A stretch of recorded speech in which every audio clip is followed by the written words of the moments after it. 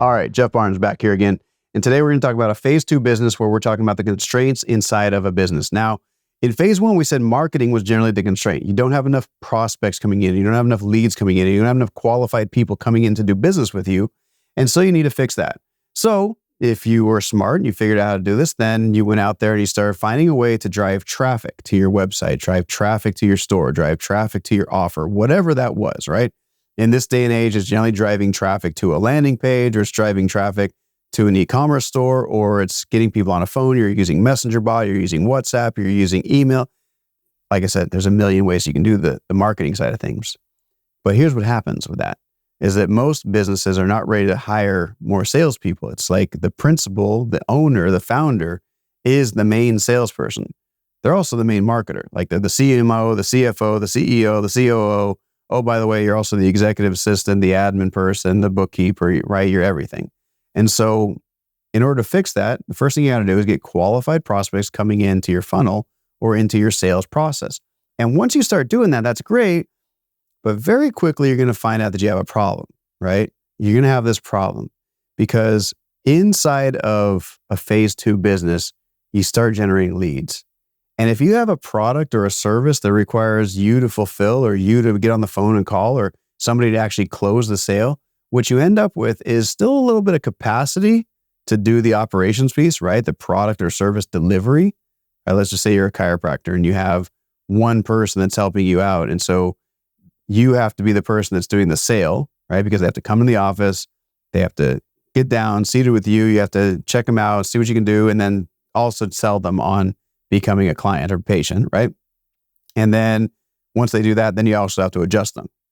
And that's the way it is in a lot of places, right? Auto shops are the same way, any sort of home services company, contractors. Early stage, same thing, right?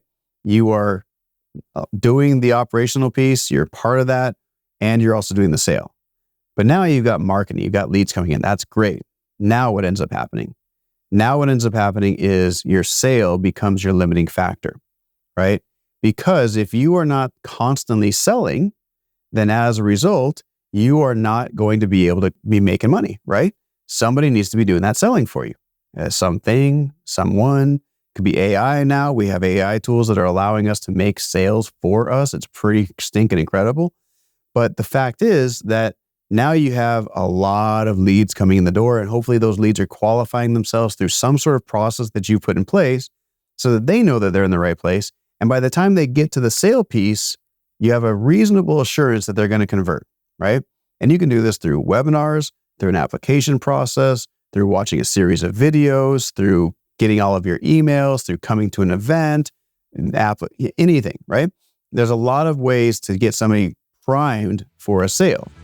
Before continuing, please subscribe and share this video to help us reach more people and stay notified of our latest releases. Now, let's continue watching and learning.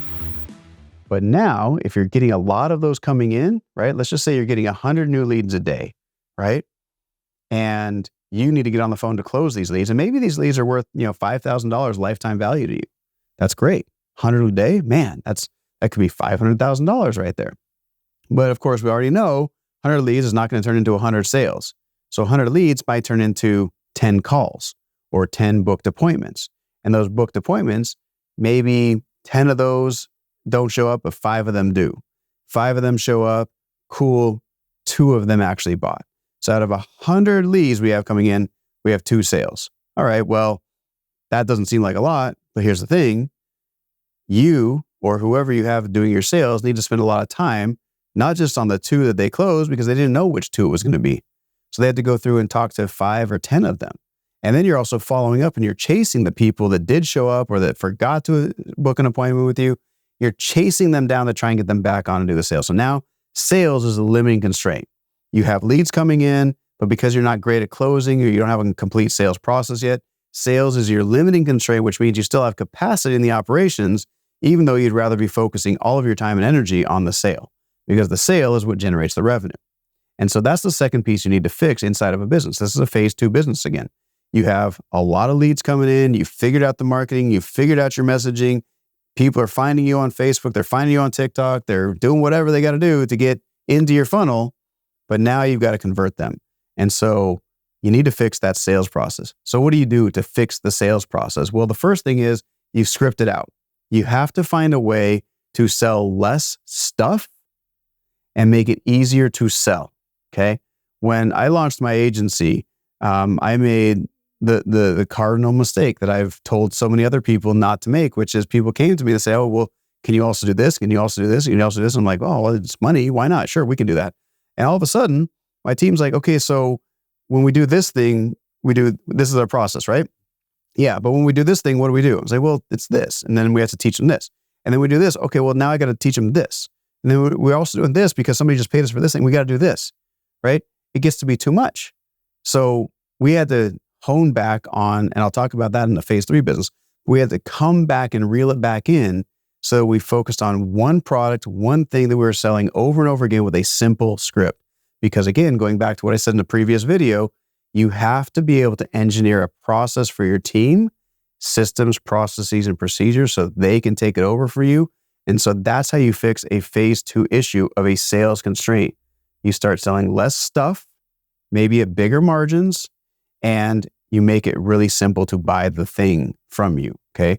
Because if you can't do that, then you can never hand it off to somebody else or hire somebody else to do the sales, right? Let's just say you want to do the sale. That's great, but you're still limited in capacity, okay? So if you want to increase your capacity for sales, you need to increase the conversion rate of your sale, right? How many leads turn into customers, the speed at which that happens, so shortening that sales cycle. And you do all of that by simplification, better messaging, better copywriting, better scripts, and of course, hitting on emotional triggers that will help you close more sales, right? So that's how you overcome part of that phase 2 sales constraint category that you might be in.